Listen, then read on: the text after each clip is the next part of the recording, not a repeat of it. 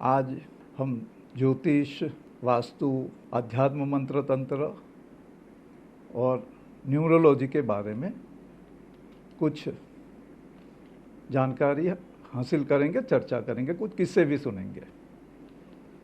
जैसे कि आजकल हम जानते हैं लाइफ बड़ा फास्ट हो गया है और हमें इंस्टेंट रिजल्ट चाहिए। अब ग्रहों की जो चाल है उसमें चंद्र जो है वो इंस्टेंट रिजल्ट देने वाला है। मंगल, बुध जो है और सूर्य वो कुछ समय के बाद रिजल्ट देते हैं, यानी महीना जैसे लग सकता है।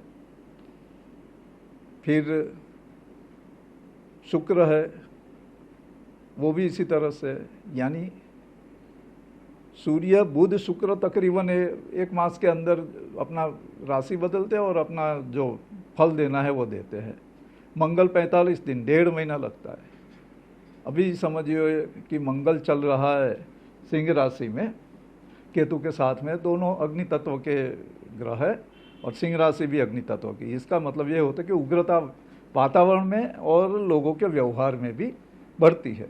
तो इस तरह से मंगल, फिर गुरु 13 महीने, 1 साल से ऊपर थोड़ा उनका भ्रमण काल होता है और वो गुरु का प्रभाव ऐसा है कि 12 साल का जो वनवास होता है या 12 साल का जो अवधि होता है वो गुरु से माना जाता है। और इसलिए बृहद संहिता जो वराह मिहिर का ग्रंथ है उसमें गुरु के महावर्ष का उल्लेख किया गया है और उसको ध्यान में रख के गुरु का अस्त होना, साल में एक बार गुरु अस्त होता है, यानी एक साल के बाद।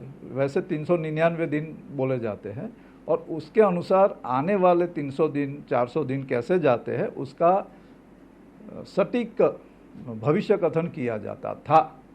आजकल संवत्सर के हिसाब से वो भविष्य कथन किया जाता है।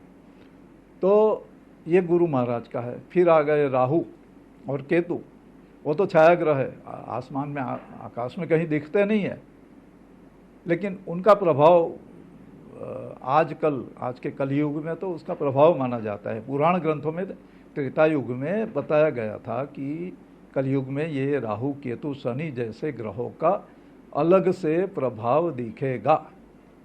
ये दोनों का, राहु केतु 1.5 साल का समय होता है ना, 18 महीने।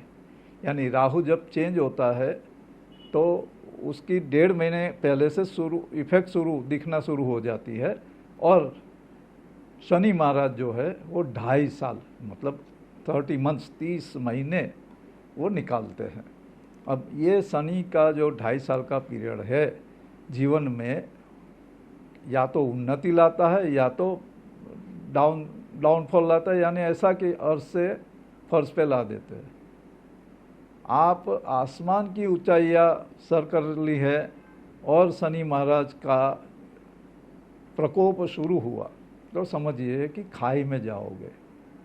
ज़मीन पे गिरे ऐसा नहीं, आसमान से गिरा, खजूर पे अटका, ऐसे नहीं, सीधा खड्डे में।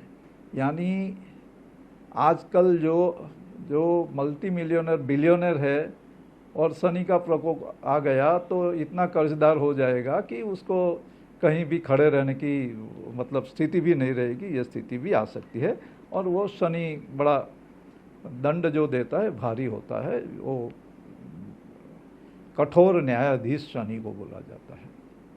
तो ये ग्रहों का जो प्रभाव अपने व्यवहार में भी देखने को मिलता है। ऐसे समझिए कि 12 राशि है, 9 ग्रह है, हर एक राशि का स्वामी ग्रह होता है और वो ग्रह के आधार पे उनकी प्रकृति होती है। हर एक राशि का अपना तत्व होता है। जैसे कि मेष राशि अग्नि तत्व है, सिंह राशि अग्नि तत्व है, तो धनु राशि अग्नि तत्व है। ऐसे 3 राशि जो है उनको ये अग्नि तत्व, पृथ्वी तत्व दिया गया है, वृषभ राशि को दिया है, कन्या राशि को दिया है। इस तरह से हर एक राशि का तत्व है और उस हिसाब से गुण होते हैं। जो जिस राशि का जातक होता है उसका उस हिसाब से गुण होते हैं। ऐसे बोला जाता है कि मेष राशि वाले बड़े एग्रेसिव होते हैं और आगवानी लेते हैं, लीडरशिप अच्छी प्रोवाइड करते हैं। उसी तरह से सिंह राशि वाले बड़े स्वाभिमानी होते हैं, धनु राशि वाले चंचल, खेल खेल में काम करने वाले होते हैं। वृश्चिक राशि होती है, वो कोई भी चीज़ उनको अगर बैठ गई दिमाग में कि ये करना ही है, तो ये न के न प्रकारेण बाय हुक और crook they get it done, वो करते ही हैं। अगर किसी के लिए उनके मन में बैठ गया कि ये आदमी सही नहीं है, तो उसको उखाड़ के फेंक देंगे। मतलब ये प्रकृति है।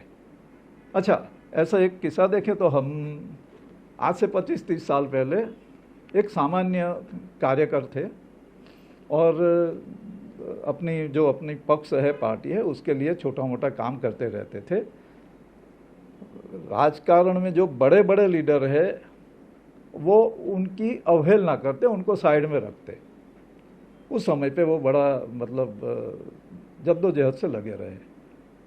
अच्छा, जो सत्ता में थे जो लोग, उनके साथ कोई विरोध तो था नहीं, लेकिन वो लोग ऐसा सोचते थे कि इसको हमने परेशान करना है, तो उनके ऊपर ऐसे झूठे केस वगैरह लगा दिए, उनको जेल में तक रहना पड़ा है।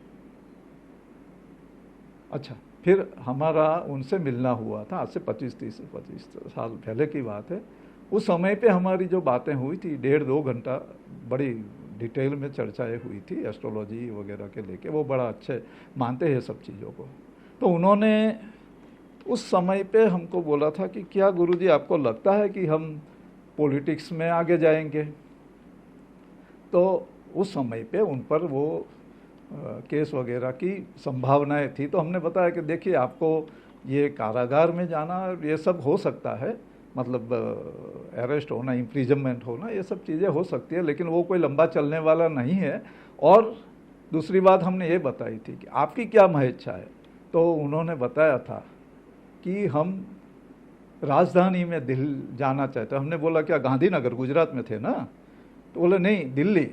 अच्छा, अब मज़े की बात यह है कि उस समय पे कॉन्फिडेंस ये था कि जिस आदमी पे वैसे तलवार थी लटकती और कभी भी उनको अरेस्ट वारंट निकल सकता था, फिर भी उस समय पे कॉन्फिडेंस लेवल इतना ज़बरदस्त, हम खुद ही उनको वो सेट किया। और कुंडली में ये दिखा रहा था कि बड़े राजयोग है। और हमने उनको उस समय पे भी बोला था कि भाई साहब, आप सही में आपका जो मनोबल है, आत्मबल है, वो बड़ा प्रबल है, और आपका जो चार्ट है वो भी इसी तरह से इंडिकेशन दे रहा है। आप जब आपकी उम्र 50 के ऊपर चली जाएगी, 55 के ऊपर चली जाएगी, फिर आपका बड़ा उदय राजकारण में, पॉलिटिक्स में होगा और आप जाएंगे बड़ी पोजीशन पे, उच्च कक्षा की। और हमारे ये जो उस समय पे बात हुईगी, उनको याद होना हो अलग बात है, लेकिन फिर आज ये स्थिति है कि वो केंद्र में अच्छी पोजीशन में है और जिनको बोला जाए मंत्री बने हुए हैं, और इनका प्रभाव इतना ज़्यादा है कि उनकी बात को कोई टाल नहीं सकता। तो ये ग्रहों का प्रभाव है, आदमी को कहाँ से कहाँ पहुँचा देते हैं। अब दूसरा किस्सा भी है। हम जानते हैं कि हमारे जो अपने एक बड़े मंत्री हैं, उनको भी गुजरात से तड़ीपार किया गया था और इनके ऊपर बहुत सारी केस वगैरह हो गए थे, और विरोधियों ने तो उनके लिए मतलब कुछ भी बाकी नहीं छोड़ा था। और वो सबको मालूम है आज क्या पोजीशन में है। तो ये ग्रहों का प्रभाव जो होता है ना, वो इस तरह से होता है। अच्छा, एक इंडस्ट्रियलिस्ट थे, उनकी ये भी 20-25 साल पहले की बात हम इसलिए कर रहे हैं कि ये ज्योतिष का जो प्रयोग है और जिस अप्लाइड एस्ट्रोलॉजी जिसको बोलते हैं, उसको समझना चाहिए। अब हम क्या करते हैं कि देख लिया कुछ भी है, ठीक है, जन्म के ग्रहों के आधार पे कुछ चीज़ें देख ली और भविष्य कथन कर दिया। ऐसा नहीं होता। हर एक ग्रह का और हर एक राशि का अपने मायने होते हैं और हर एक के लिए अलग होता है। जो astrology is not general prediction का वो शास्त्र नहीं है, इसको इंडिविजुअल लेना होता है। आयुर्वेद में भी यही है कि आयुर्वेद में ये बताया गया है कि हर एक जीव अलग है और वो एक ब्रह्मांड है और उसी तरह उसको ट्रीट करना होता है। जनरलाइज दवाई देते ही नहीं कि बोलो चलो भाई पेट की गड़बड़ है त्रिफला खाना शुरू कर दो। It is not like that. Triphala सबको सूट होती है ऐसा है ही नहीं आयुर्वेद में। अच्छा, तो ऐसे एस्ट्रोलॉजी में कि भाई पंचम शनि है तो ये होगा, सप्तम शनि है तो ये होगा, जरूरी नहीं है। अच्छा, एक किस्सा है उच्च का गुरु। उच्च का गुरु यानी कर्क राशि में गुरु होना बहुत अच्छा माना जाता है, लेकिन अगर ये उच्च का गुरु तुला लग्न में हुआ, दशम स्थान में, तो पक्का मानिए कि वो आदमी पर फ्रॉड के केस हो जाएंगे जो उसने किया ही नहीं। ऐसे किस्से हमने देखे हैं। अब गुरु उच्च का कोई भी एस्ट्रोलॉजी का विद्यार्थी अगर ज्योतिष का देखेगा तो बोलेगा कि अरे यार ये तो आपको बड़ी मान सम्मान देगा। यहाँ उल्टा है। वजह यह है कि चंद्र की राशि में गुरु है और चंद्र शत्रु है, और प्रतिष्ठा के स्थान में, इज्जत के स्थान में कारको भाव नाश है, पितृकारक भी माना जाता है। तो गुरु वो भाव का नाश करता है, मतलब इज्जत गई। अच्छा, इसमें स्पेसिफिक ये होता है कि ऐसा आदमी लोगों की सहायता करना जाता है। अब उसमें होता है कि गुंडों की और ठग लोगों की गिरोह में उसको शामिल कर लिया जाता है। ठग लोग अपना काम कर लेते हैं और इसको आगे कर देते हैं और बेचारा फंस जाता है। हमने देखे दुबई वगैरह में कुछ लोग, एक दो जो हमको मिले, जिनको कर्क का गुरु उच्च में, बोले सबने बोला था गुरुजी हमको कि तेरा गुरु बहुत उच्च है और तू तो मतलब बड़ा नाम करेगा। तो नाम में तो ये हो गया, बदनाम हो गए, जेल में गए, भागना पड़ा। तो ये ग्रहों का प्रभाव इंडिविजुअल देखना होता है। हम जनरलाइज बातें जनरली करते नहीं हैं। इंडिविजुअल जब बात होती है तो इंडिविजुअल व्यक्तिगत देखा जाता है। जो आदमी भारत में है उसी समय पे अगर कोई बच्चा अमेरिका में पैदा हुआ, उसके जब वो पैदा होता उसी समय, तो दोनों का भाग्य अलग होगा। जापान में पैदा हुआ, ऑस्ट्रेलिया में पैदा हुआ, अलग होगा। क्यों कि जो वाइब्रेशंस होते हैं ग्रहों के, जो आते हैं यहाँ पे पृथ्वी पे, और उसका इफेक्ट होता है जन्म के समय पे। वो इफेक्ट लेके बच्चा आता है और वो पूरा लाइफ उसमें उसका ग्रहों का प्रभाव रहता है। अच्छा, दूसरी बात है, जो ऊपर से आते हैं वैसे ज़मीन के नीचे भी है ये। आप देखिए कि कुछ जगह है जहाँ पे वो डेजर्ट यानी रण है, मरुभूमि, तो वहाँ रहने वाले लोग बड़े मजबूत होते हैं, लड़ाकू होते हैं। और वही लोग नदी वाले केरला वगैरह जैसे प्रदेश में है, तो वहाँ वही समय पे जन्मा हुआ आदमी मतलब सौबर हो सकता है, सौम्य हो सकता है। तो अब समझिए, ये किस्से हम इसलिए कह रहे थे कि ज्योतिष का हर एक इंसान पर कहीं न कहीं असर है। वो माने न माने उससे कोई मतलब नहीं। हाँ, इंटरप्रिटेशन करने वाला चाहिए। अब आप ज्योतिषी के पास जाते हो, ज्योतिष के स्टूडेंट के पास जाओगे, अब वो अपने हिसाब से अपनी जो मनोभूमि है और जो अध्ययन किया, ये दोनों का तालमेल बिठा के इंट्यूटिव वे में भी अंतस्पूर्णा होती है। ज्योतिष के लिए आपको साधना भी करनी पड़ती है, सिर्फ अध्ययन नहीं चलता। It's not science of mathematics only वो गिनती वाला नहीं है। बोला जाता है कि हाँ भाई ये डीप में आप करें, इसमें बहुत कैलकुलेशन करके फिर आप टाइम डिराइव करो और बताओ, लेकिन साथ में ये भी होता है interpretation. That is the most thing. Astrology, ज्योतिष के जो विद्यार्थी है उनको हमारी ये सलाह होती है कि आप खुद का इंट्यूशन का पावर भी बढ़ाइए, और वो जो होगा तभी जो आप प्रेडिक्शन देंगे वो सही आएगा। और अब सामान्य आदमी को चाहिए तो वो तो जैसे अपने दैनंदिन जीवन में जैसे मुहूर्त देखते हैं, होरा देखते हैं, चौघड़िया देखते हैं, चौघटिका देखते हैं। और अभी आगे हमारी कुछ पोस्ट आएगी जिसमें हम घात चक्र के बारे में बताने वाले हैं कि जो नक्षत्र, जो तिथि, जो वार एक एक्स के लिए बहुत पॉजिटिव है, वो वाई के लिए नेगेटिव भी हो सकता है, और उसमें पुरुष स्त्री का भेद भी अलग होता है। तो इसको बोला जाता है घात चक्र।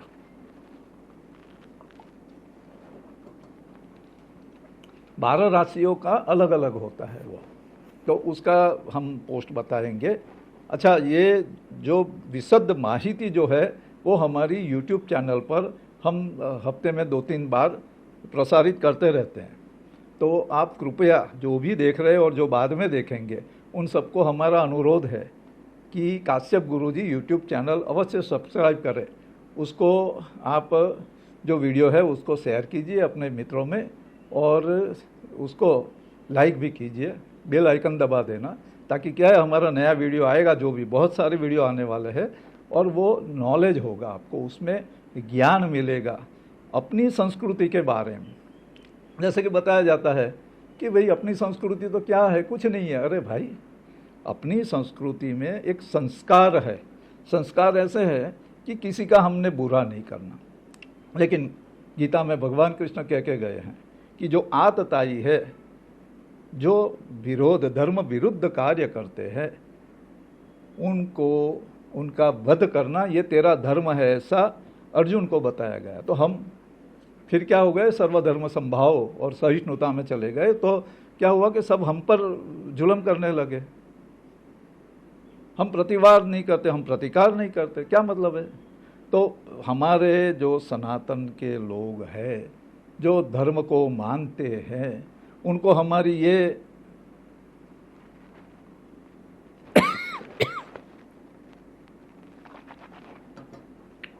अनुरोध और विनंती है कि आप जो जो पर्व के दिन है, रोज न जा सके कोई बात नहीं, पर्व के दिन में अवश्य मंदिर में जाइए, मंदिर में जाना है। हमने अपनी जो अंदर की धर्म की भावना है वो इस तरह से जागृत रखना और प्रदर्शित करना। कई लोग बोलते हैं राहु का जिन पर प्रभाव होता है, वो बोलते हैं भगवान तो सर्वत्र है, हमें क्या ज़रूरत है भाई मंदिर में जाके वो मूर्ति के सामने हाथ जोड़ना, और बाहर बैठे रहते हैं।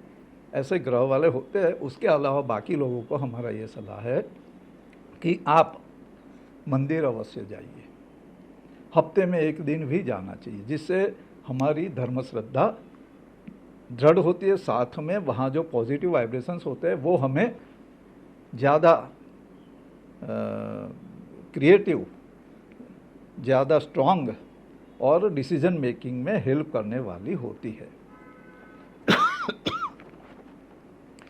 अब एक किस्सा आया था हमारे सामने, जिसमें बच्चे को स्टडी के लिए विदेश जाना था। चार्ट में हमने देखा हाँ ये जा सकता है, गया। फिर हमने ये भी बोला था कि वहाँ जाके वो वापस आ जाएगा, और 4 साल वो स्टडी करके वापस आके यहाँ पे अच्छी पोजीशन में जॉब कर रहा है। तो ये चीज़ें इस तरह से देखी जाती है। अब एक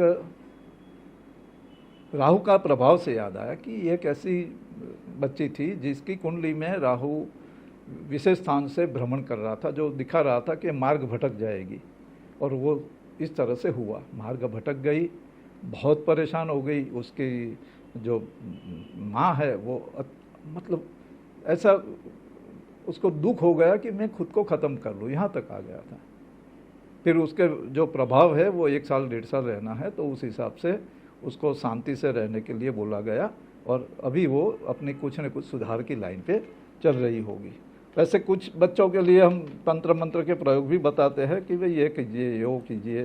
तो एक बच्ची का कोई टूर्नामेंट वगैरह में परेशानी आती थी, कुछ वजह से सपोर्ट नहीं मिलता था, तो उनको देवी 10 महाविद्या में से देवी की पूजा करने को बोला, साथ में कुछ और चीज़ें भी करने को बोली, और इनको हुआ कि हाँ अच्छी पोजीशन में पहुंच गई, टूर्नामेंट में भी इनाम मिल गए, अवार्ड मिले, ये चीज़ें होती हैं।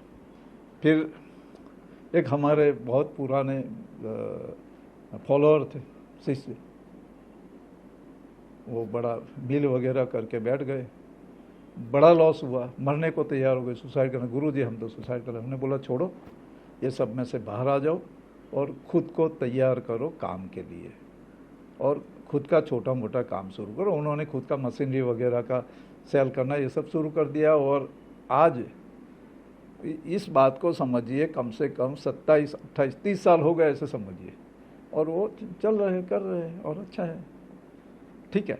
अब दूसरी बात है, जो इंडस्ट्रियलिस्ट थे, 97, 98 की बात है, तब वो उनका भी बहुत बड़ा मिल चल रहा था, डाइंग हाउस, प्रिंटिंग हाउस, बड़ा करोड़ों वाला। अपने ही करीबी रिश्तेदार थे, उनके पार्टनर में वो काम किया था उन्होंने।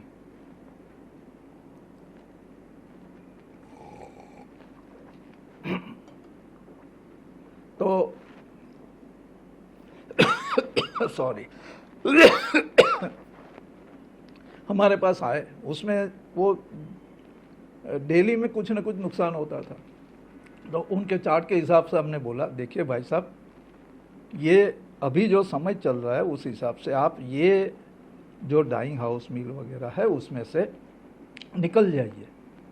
रिश्तेदार को जो भी फरजाना या ये जो भरना है वो भर के उनको सौंप दीजिए, निकल लीजिए। वो निकल गए। बाद में निकलने के बाद उन्होंने खुद का दूसरा काम शुरू किया, मतलब वही लाइन में, टेक्सटाइल की लाइन में, और वो बड़े आगे बढ़ गए। आज ऐसा है कि उनकी कम से कम 5-6 बड़ी फैक्ट्रियां है, और एक जगह नहीं 3-4-5 जगह पे है, और बच्चों के साथ मिलके बहुत अच्छे से कारोबार चल रहा है। तो ग्रहों का प्रभाव जीवन में कहीं न कहीं हमें ऊपर या नीचे ले जाता है, और आगे क्या करना चाहिए वो ज्योतिष के माध्यम से हम अच्छे से समझ सकते हैं। जिन लोगों को अशुभ प्रभाव मिलता है उनको मंत्र का जाप करना चाहिए, वो भी हम बोलते हैं। ग्रहों के अलग अलग मंत्र आते हैं, ग्रहों की देवी होती है, देव होते हैं। उनके जाप करने से क्या होता है कि ग्रह के जो वाइब्रेशंस है वो उन तक पहुंचने के लिए हमारे वो ध्वनि है जिससे वो मैसेज जाता है, और वो जो पुल बनता है उससे शक्ति का जो प्रभाव है हमारे अंदर उतरता है, और उस जाके वो ग्रह की जो हमारे अंदर कमी होती है उसके पावर की, जैसे बुध का पावर है। बुध किसी की जन्म कुंडली में देवस्थान में बुध है, वो वाचाल होगा ही होगा, बोलेगा ही, बहुत बातें करेगा। वैसे मंगल का है, मंगल अष्टम में है, सप्तम में है, चतुर्थ में है, तो दाम्पत्य जीवन में कुछ न कुछ विवाद होता रहता है। तो यह ग्रहों का सिंपल प्रभाव है। लेकिन वो अगर जाप किए जाते हैं तब जो कमी होती है वो पूरी होती है, और उसका पॉजिटिव जो एनर्जी हमें मिलनी होती है वो मिलती रहती है। साथ में जो लोग ध्यान वगैरह करते हैं उनको भी समझना चाहिए कि ध्यान जब करते हो, चक्र ध्यान विशेष करके कुछ लोग करते हैं, तो चक्र ध्यान में ये होता है कि मूलाधार चक्र है, उसका स्वामी बुध है और दिशा उसकी उत्तर है। तो मूलाधार में कुछ वीकनेस है, बुध वीक हुआ है आपका अगर, जिसके निर्देश आपको मिल जाते हैं, तो आप मूलाधार चक्र पे ध्यान कीजिए। जो भी अपना इष्ट मंत्र है उसके जाप कीजिए मूलाधार में। तो वो चक्र का ध्यान करके वहाँ पे ये करने से बुध से रिलेटेड जो भी नेगेटिव प्रभाव है वो कम होगा। इसी तरह से जब वैवाहिक जीवन में समस्याएं होती या विवाह नहीं होते जिन लड़कियों के या लड़कों के, तो उनको चाहिए कि स्वादिष्ठान चक्र पे ध्यान करें, और साथ में उस समय स्वादिष्ठान चक्र में ध्यान करके शुक्र के मंत्र जाप करने हैं। शुक्र के मंत्र अलग अलग होते हैं, उसके जाप करिए, ध्यान के साथ में जाप करना। तो वो शुक्र की जो वीकनेस अपने होती है वो कम होके वो विवाह वगैरह प्राप्त होता है।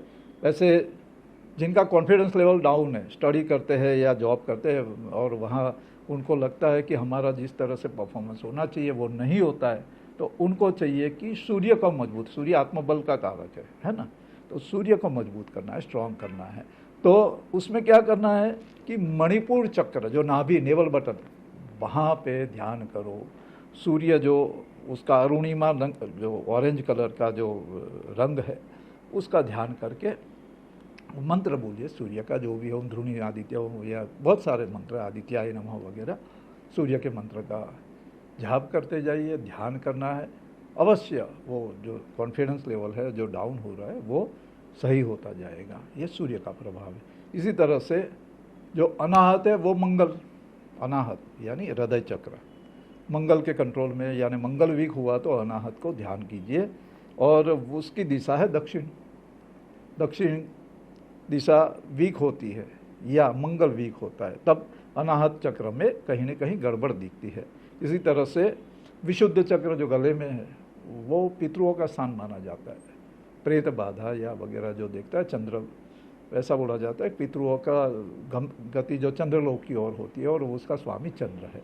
विशुद्ध चक्र का स्वामी चंद्र है, उसकी कोण है वायु, वायव्य। वायव्य का वास्तु दोष है, समझिए आपका चंद्र खराब है, चंद्र खराब है, वायव्य खराब है। उसके लिए आपको करना है विशुद्ध चक्र में ध्यान, और चंद्र के मंत्र जाप करने होते हैं। ऐसे गुरु गुरु तो वो आज्ञा चक्र है। गुरु के लिए आपको, गुरु जब वीक होता है, अपना जैसे मान सम्मान कम होना या पिता के साथ जो संबंध है वो ठीक नहीं होना, ये सब चीज़ें जब होती है तो गुरु का प्रभाव देखना होता है। और गुरु को मजबूत करने के लिए आज्ञा चक्र में ध्यान कीजिए, ईशान कोण में बैठना रखिए और उससे आपका गुरु का प्रभाव अच्छा होगा। लास्ट में है शनि महाराज। शनि महाराज, उनके कंट्रोल में सहस्रार चक्र है। सहस्रार चक्र को ध्यान करिए, शनि का मंत्र बोलिए और पश्चिम की ओर बैठना है। मालूम है ना, आप जब घर में या ऑफिस में जाते हैं तो कोई विशेष स्थान आपको पसंद आ जाता है और वहीं बैठे रहते हो, आपका एक जगह फिक्स होती है। ये भी ग्रह के प्रभाव में है, वास्तुशास्त्र के प्रभाव में। वास्तु दोष जो देखे जाते हैं वो इसी तरह से देखे जाते हैं। हमारे कई मित्र हमें बोलते हैं कि ये ग्रहों और वास्तुशास्त्र के वैसे क्या होता है। बोले कि आप देख लीजिए, आप घर में जब एंटर होते हो तो एक स्पेसिफिक जगह जहाँ आप जाके बैठ जाते हो, तो समझिए कि वो आपके लिए सही है या नहीं है। आपके नाम के हिसाब से, आपकी राशि के हिसाब से अगर वो एरिया सही नहीं है, आप बैठते हो तो आगे आपको अंदर से नेगेटिविटी फील होती है। आप कभी कभी ऐसा लगे तो अपने बैठने की जगह बदलते रहिए, ठीक है। अच्छा, राशि और नाम से याद आया कि कई लोग हमें पूछते हैं कि हमारा नाम अलग है, राशि अलग है। जैसे जन्म राशि तुला है और नाम मीन राशि से है, तो कौन सी राशि देखनी है? भाई देखिए, इसमें दो बातें हैं। लेना देनी देखनी होती है तो काकनी विद्या बोला जाता है, काकनी चक्र। उस हिसाब से हर एक अक्षर को वर्ग दिया गया है। जैसे कि भाई मृग वर्ग, फिर गरुड़ वर्ग, ऐसे मार्जार वर्ग, वो वर्ग के हिसाब से अक्षर को दिए गए हैं। तो वो लेना देनी देखनी होती है कि भाई आपको गुजरात से लेना है, पटना से लेना देनी है, दिल्ली से है, बम्बई से है। पहले मुंबई था, अब बम्बई हो गया। मतलब इस तरह से पहले बम्बई था, अब मुंबई हो गया। तो मुंबई का म देखा जाएगा, बेंगलोर का ब, बेंगलुरु। पहले मद्रास था, अब चेन्नई हो गया। तो लेना देनी देखने के लिए आपका बोलता नाम चेक किया जाता है। बोलता नाम आपका कन्या राशि से है और जन्म राशि आपकी कर्क है, तो वो कर्क राशि 7.5 और ग्रहों का चाल वगैरह देखने के लिए मानी जाएगी। और बोलता नाम कन्या राशि से है तो लेना देनी जब देखनी होती, किसी आदमी के साथ पार्टनरशिप करे या ना करे, किसी शहर में रहे या ना रहे, किसी बिल्डिंग में मकान ले या ना ले, मतलब कॉम्प्लेक्स होते हैं, उसके नाम होते हैं, शिवालिक, पिवालिक, वो वटेवर, बहुत बड़े नाम होते हैं। तो वो नाम वाला जब देखना होता है तो आपका बोलता नाम चेक करना है। और जब ग्रहों का प्रभाव देखना है तो आपकी जन्म राशि यानी चंद्र राशि जो होती है, मून साइन, वो देखना होता है। हाँ, वो पाश्चात्य ज्योतिष में, यूरोपियन में वगैरह में 1 महीने की जो सन साइन है वो मानी जाती है, उसका भी प्रभाव है। वो भी ज्योतिष की एक अलग विद्या है और उसमें भी उसके प्रेडिक्शन भी सही आते हैं। उसमें प्रोग्रेस के जो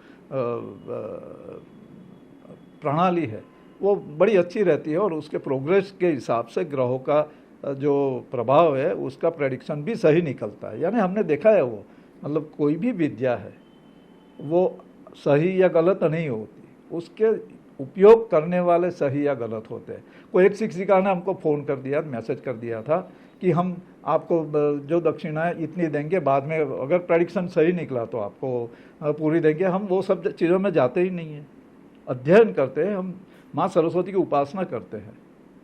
तो ऐसी बेतुकी बात जो करते हैं ना, वो उसको वो फिर एंटरटेन नहीं करते हैं। समझना चाहिए कि विद्या का आदर करना होता है, आपको उससे लाभ लेना है, उससे कुछ न कुछ अपना मार्गदर्शन चाहिए। तो पत्रम पुष्पम फलम तोयम बोला गया है, गीता में भगवान खुद भी कहा है। तो इस हिसाब से सोचना चाहिए। एनीवे, अब दूसरी बात है कि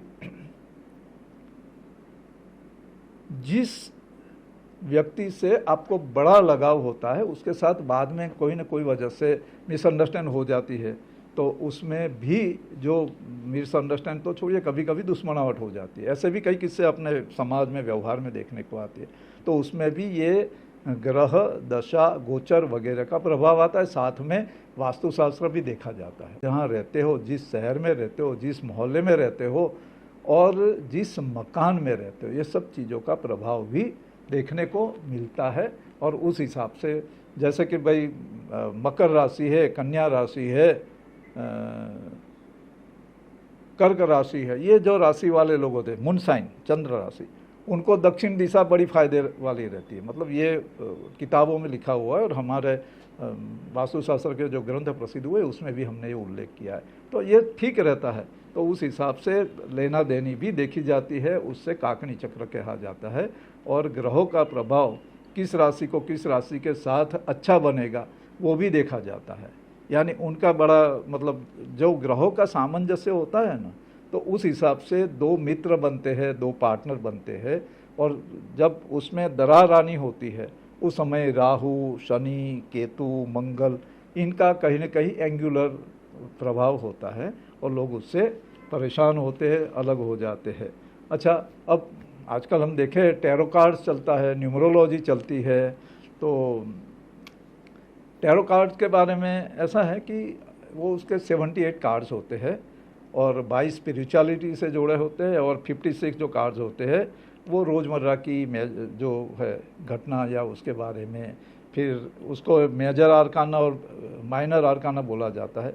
आपके दिनों दिन जो भावना है, चुनौतियाँ आपके सामने जो चैलेंजेस है, वो सब देखने के लिए उसका प्रयोग किया जाता है। वैसे जो टैरो कार्ड रीडर बहुत सारे हैं, हमारे परिचय में भी है और सही मानिए जादू जैसा लगता है, लेकिन it's not magic. Tarot card कोई मैजिक नहीं है, वो विद्या है। इंट्यूशन उसमें डेवलप होना चाहिए। जो टैरो कार्ड रीडर है उसका इंट्यूशन परफेक्ट होता है, इंटरप्रिटेशन सही होना चाहिए कार्ड का।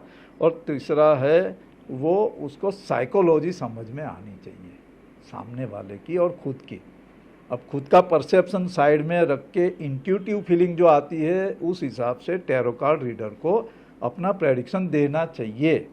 इसमें कभी कभी क्या हो जाता है कि कार्ड आ गया कुछ भी और कुछ भी बोल दिया, लेकिन घटनाएं उस हिसाब से आकार नहीं लेती।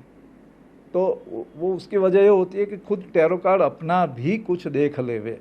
अच्छा, हम ये भी बोलते हैं कि भाई टैरो की जो गहराई है उसको डीप में जाने के लिए आपको न्यूमरोलॉजी का प्रयोग भी करना चाहिए।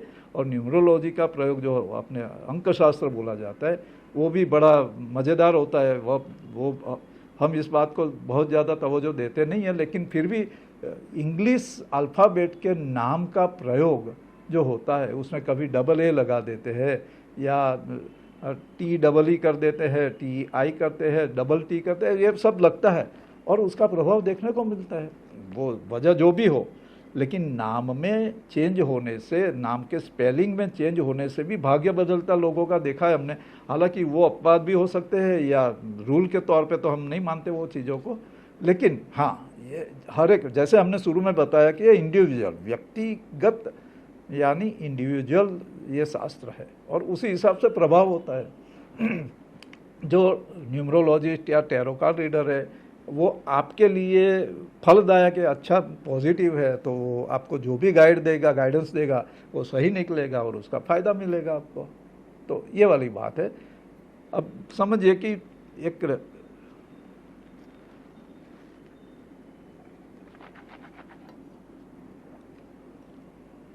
टैरो में एक कार्ड है जिसको बोला जाता है रॉयल स्टार ऑफ लायन। अब ये लियो यानी सिंह राशि से जुड़े रहे और नंबर है 23 नंबर जो होता है उसका ये कार्ड होता है। अब 23 नंबर ये 3, 2, 5, 5 यानी सिंह राशि, तो वो इतना प्रभावशाली माना जाता है कॉम्बिनेशन। यानी जिस भी नाम या कंपनी का नाम या जो भी फर्म वगैरह उसका अगर टोटल 23 हुआ, 23 नंबर, समझिए उसको सफलता मिलना ही है। उसको उत्तम सफलता मिलेगी, भविष्य में बड़ी अच्छी प्रोग्रेस होगी और उसको जहाँ से चाहिए वहाँ से सफलता मिलती जाएगी। विजय का प्रतीक माना जाता है, इसको बोला जाता है royal star of the lion.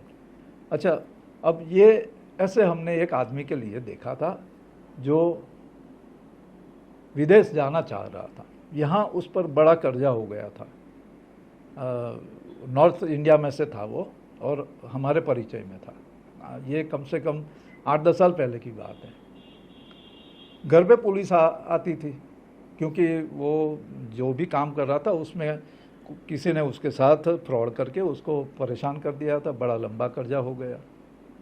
वो सोच रहा था मैं यहाँ से भाग के चला जाऊँ दूसरे देश में, विदेश में।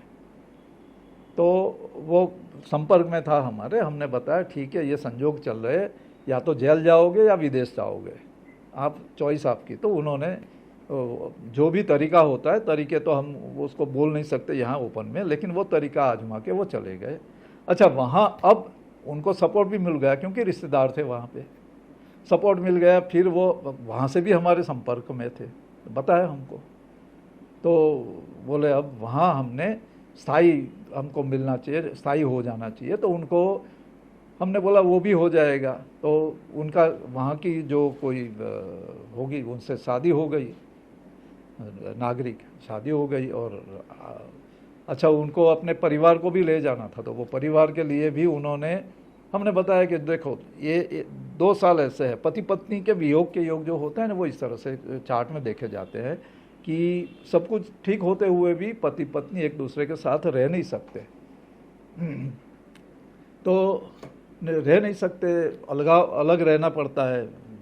दोनों के बीच में प्यार मोहब्बत और बॉन्डिंग अच्छा होता है, लेकिन ग्रहों का प्रभाव, उनकी वाइफ की कुंडली भी हमारे पास, वो भी हमने देखी। बोले भाई ये देखो यार, आप कोशिश मत करना, मिलना नहीं है अभी, कम से कम 2 साल शांति से बैठ जाओ। लेकिन उनकी वाइफ को ऐसा था कि नहीं हम तो चले जाएंगे। तो उन्होंने 2 बार अप्लाई किया, वीज़ा रिजेक्ट हो गया। 2 साल हो गए, फिर कोई उनको मिल गया कि भाई चलो हम ये रास्ता निकालते, और वो रास्ता निकालते चले गए। आज वो सब परिवार विदेश में अच्छी तरह से स्थायी है। तो ये ग्रहों का प्रभाव है, ग्रहों का चक्कर होता है, समझना चाहिए, और अच्छे से समझे तो समझिए कि होता है। अच्छा, एक ऐसा किस्सा है, न्यूजीलैंड में एक बच्चा है। अच्छा, उसको कुछ परेशानियाँ आ गई। अब उनकी जो पेरेंट है वो फ़ोन आया कि हम उसको मिलना चाहते, लेकिन कुछ कानूनी परेशानियां हैं और उसकी वजह से हम जा नहीं सकते। हमने बताया कि सितंबर नहीं, ये 6-8 महीने पहले की बात, हमने बताया कि अप्रैल मई के बाद ये संभावना बनती है और आप जा सकते हो, मिल सकते, क्योंकि बच्चे की कुंडली में ये संयोग था कि अपने माँ बाप से मिलना। तो अगर वो योग होते तो या तो बच्चा यहाँ आता है भारत में, या तो भारत से माँ बाप जो भी है उसको मिलने जाते हैं। तो ऐसे ग्रह योग देख के ही कुछ चीज़ें करनी चाहिए, और उपाय भी इसीलिए हम बताते हैं। उपाय करने से क्या होता है कि ग्रहों का जो स्पंदन होता है, जो वाइब्रेशंस होता है, जो नेगेटिविटी पैदा करते हैं, सोच पे इफेक्ट होती है ना, ग्रहों का प्रभाव दिमाग पे आता है सबसे पहले, और फिर उस हिसाब से हमारे एक्शन होते हैं। तो मेन बात यह है कि आप वास्तुशास्त्र समझिए, न्यूमरोलॉजी देखिए, आप टैरो कार्ड चेक कीजिए, दूसरे भी बहुत सारी है विधाएं जिसको समझना चाहिए। और ये सब विधाएं के लिए ओपन माइंडेड रहना है, किसी के लिए कोई प्रेजुडाइज रखना नहीं है। लेकिन हमने जैसे बताया, अपना जो धर्म है, सनातन धर्म, हजारों सालों से इसके जो ये अध्ययन ऋषि मुनियों ने किया है, उसका निचोड़ बहुत सारे शास्त्रों में दिया गया है।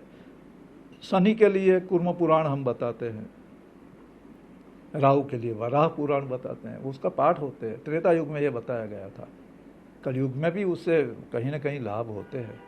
तो ये अभी सावन का महीना आ रहा है, हमारा जो ये सब चीज़ें विशद जो ज्ञान है यूट्यूब चैनल पे हम बताते रहते हैं। आप अवश्य हमारे यूट्यूब चैनल को सब्सक्राइब कीजिए, उसमें आगे बहुत सारे ऐसे वीडियो आएंगे जिससे आपको जीवन में सफलता सरलता रहे। कुछ आपत्ति वगैरह आई है तो उससे मार्ग मिले, ऐसी पूजा विधान वगैरह डिटेल में बताते हैं। तो आप सबको नम्र निवेदन है कि हमारी यूट्यूब चैनल को आप सब्सक्राइब कीजिए, उसको जो वीडियो है उसको लाइक कीजिए, शेयर कीजिए अपने दोस्तों के साथ। और जब भी सबसे हमारा निवेदन है कि हमें अगर कुछ अपना व्यक्तिगत सवाल जवाब पूछने हैं तो 3-4-5 दिन का समय लगता है। जो भी शुल्क होता है, दक्षिणा होती है, वो भरने के बाद ही बात होती है। और समय हमारे पास दिन में 1 या 2 घंटे ही हम लोगों से बात करते हैं। तो उस हिसाब से धैर्य रखें।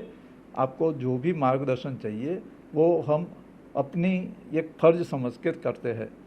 तो सबको यही हमारा कहना है कि आप खुश रहो अभी ये जो त्यौहार का मौसम आ रहा है उसमें अपने खुशी से भगवान का नाम लो, पूजा करो, धर्म अध्यात्म की ओर अपना मन रखो, बच्चों को भी इस तरह से तैयार कीजिए। हाँ, ये बात रह गई कि बच्चों को, जो आजकल छोटे बच्चे बड़े उसमें रहते हैं, मोबाइल में मचे रहते हैं, पेरेंट्स माँ बाप आके बैठ गए हाथ में लेके, बच्चे को पकड़ा दिया, तो वो उससे भी बचो।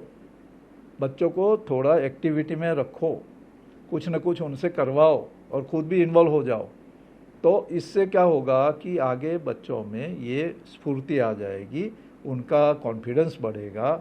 उसके लिए जो ज़रूरी होता है वो पूजा पाठ, धर्म अध्यात्म की बातें, वो सब करनी है। रुद्राक्ष धारण करने को भी हम सलाह देते हैं। कुछ स्टोन वगैरह के बारे में भी बता है, मतलब जो नग वगैरह होते हैं उसका भी प्रभाव होता है, कहाँ कितना वो तो देखने से मालूम पड़ता है।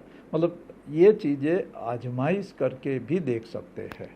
तो कहने का मतलब ये है कि जीवन में सरलता मिले उसके लिए हमारे जो पुरखे हैं ऋषि मुनि, उन्होंने बहुत सारी चीज़ें बताई है, हमें ढूंढना पड़ता है, वो ढूंढे तो मिलेगा, है ना। जैसे प्रॉपर्टी के बारे में किसी ने हमको बोला था कि हमारी पैतृक संपत्ति बहुत बड़ी है लेकिन सब विवादों में है, उसका निपटारा कैसे होगा? तो बोले 4 भाई है, एक भाई मानता है, 3 भाई मानते, एक नहीं मानता, बात रुक जाती है। तो ये दोष होते हैं ग्रहों के, पितृदोष, प्रेत दोष, बहुत सारे।